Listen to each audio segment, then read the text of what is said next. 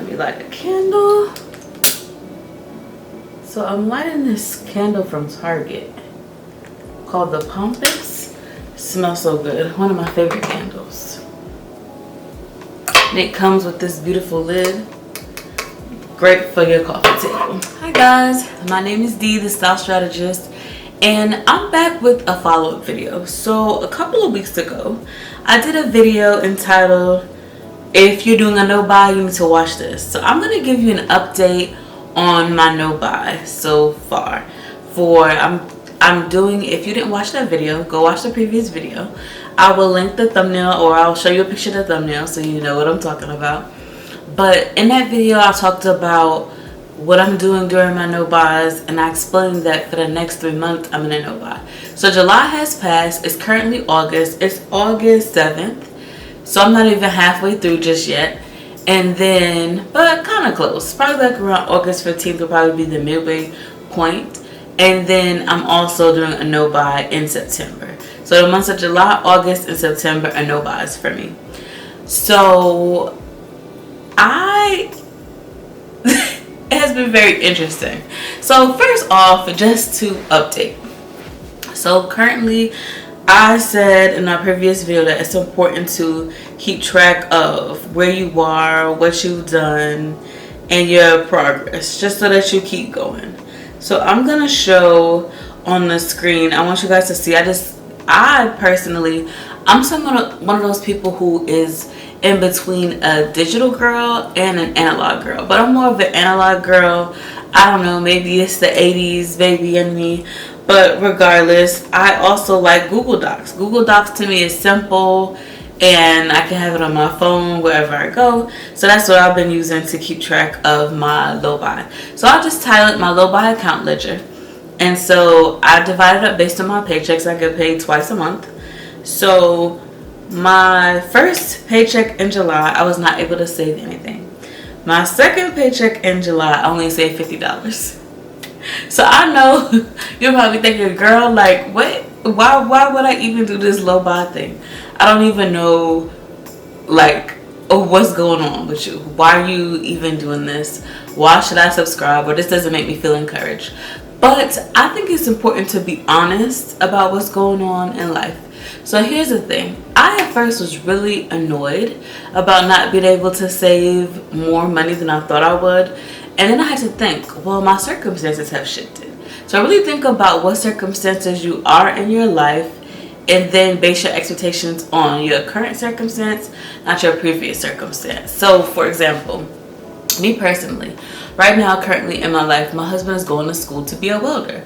He should graduate the end of this year. And so because of that, I wanted him to focus on his studies. And so I've been like working. He hasn't been working. He's just been a good student, which I love for him. And I know he'll do awesome. So I'm excited for him and his journey with school and his career. So that's the reason why I haven't been able to save as much as in previous months when it comes to my no-buy. But I'm not discouraged because I already know the differences on what I need to do. So for the months of June and July, June I picked up one extra shift. July I didn't pick up any extra shifts. And so that right there was the whole big problem. But I've since adjusted. In August, I've picked up so far, I'm slated to do 2 extra shifts at work. When I say shifts, so I'm a nurse. I'm a registered nurse, and I work in a hospital. So I do 36-hour work weeks. Then I do overtime if I add a 4th day. So I'll do 48-hour work weeks is what's going to happen like 2 weeks out of the month. So that will make my accounts in August better. And not only that, but in August I get paid 3 times. So hopefully I'll be able to contribute more to my low buy. So we'll stay tuned for that. But that is the update. But I don't want you to be discouraged. Keep going. It's still good because the facts are all of my bills are paid and I haven't incurred any debt or spent things that I don't need to spend money on. So also think about that as well. And it will improve. It will get better. It's a lifestyle. So as much as I would like to come on here and be like, oh, I saved hundreds of dollars. I also want to be honest about when I'm progressing and when I'm not progressing as much. I owe it to you guys that much, because I mean, we're all humans, things happen. I mean, I want to be transparent. So there you go. But the reason why I don't feel, like I said, discouraged about it is because I made some adjustments to make it better. So like I said, think about that.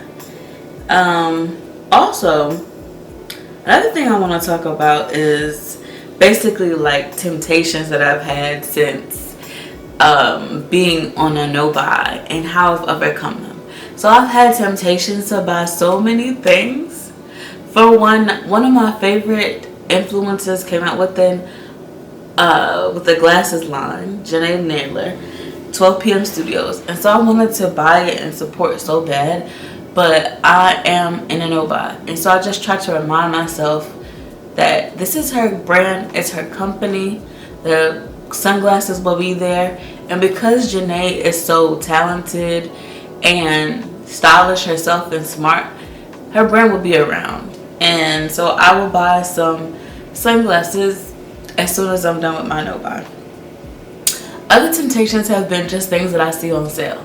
So as much as I do not really look at my shopping apps as much, I still have Instagram, and so that could be a temptation because they show you the ads and whatnot. That's just how it's set up. It's set up to help you buy and consume, which is fine when I'm not in my no buys. But because I'm in my no buys, it's a little more tempting. But then, like I said, that's where I redirect my focus and really focus on thinking about my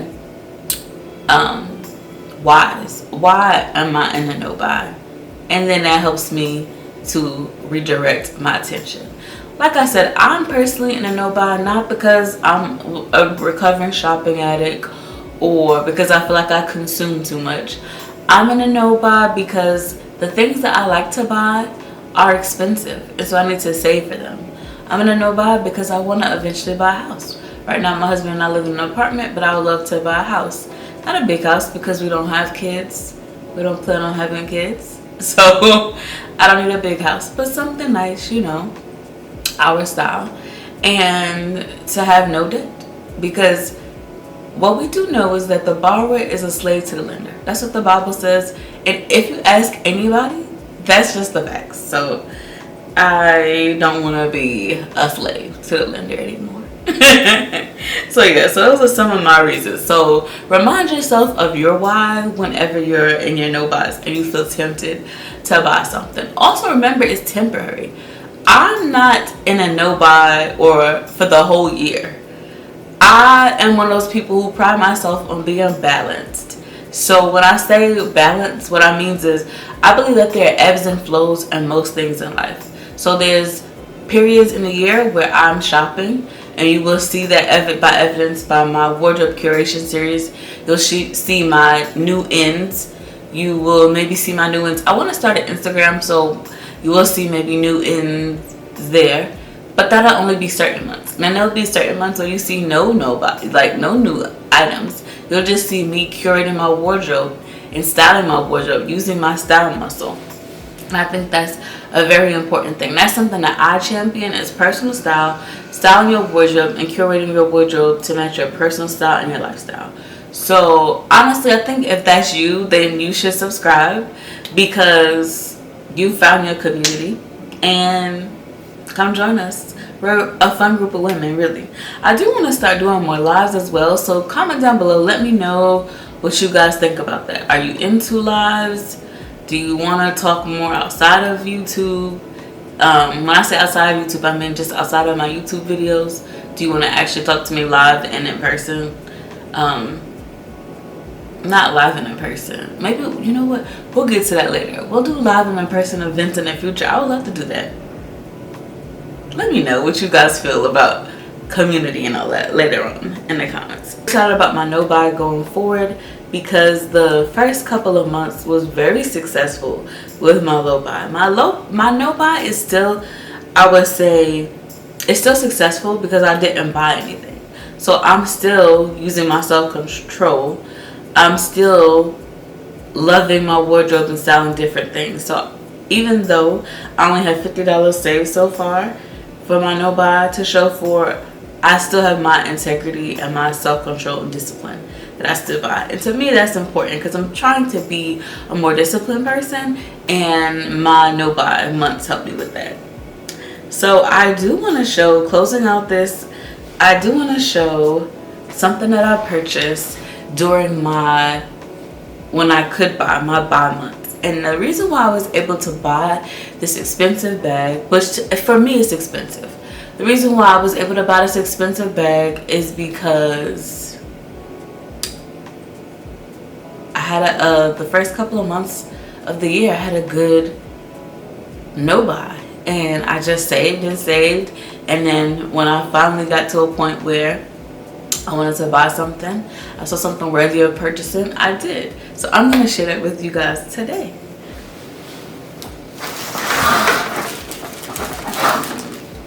So this is from Polène.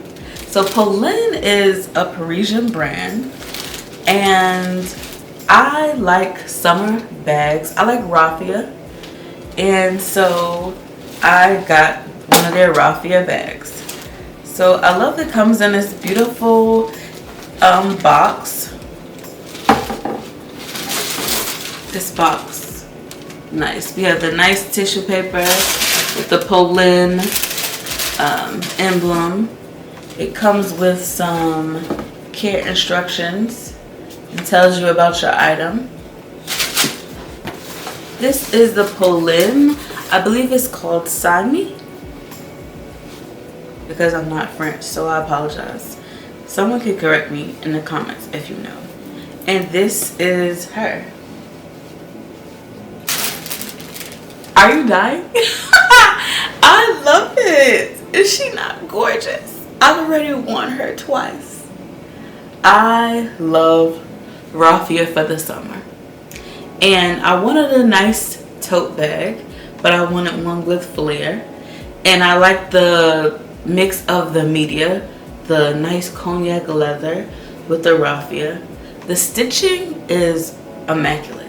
So it took, I would say it took a while for the bag to come, but I don't mind that because Polène prides themselves on having artisans that take their time to make their bags. So the fact that it took me weeks to get this bag makes me believe that their claim is substantiated, that they are in fact truthful when they say that they have artisans create our bag, and that it takes time. And especially with there being so many allegations about different brands and their production practices, that's, I think, very interesting. So I was pleasantly surprised by that. But yes, so I love this bag. So it has two handles because I'm a top handle girl, really. So there were times where I'm just holding this bag like a top handle, as it is. And then there are other times where I'm like, okay, no, totes down now. And I hold it like this. And it has, it's not a zipper, but it is a clasp right here. And so I love her. So cute. From Polène. And there's a nice leather at the bottom. So what I love is that it's raffia. You can see through some of the weaving, but nothing can fall out. At least nothing has fallen out. And if that was ever, I thought it was ever a problem, I would just put my items in pouches. And I love the dust bag. Has Polène on it. So I've just been keeping it in the dust bag when I'm not using it, because the raffia can be very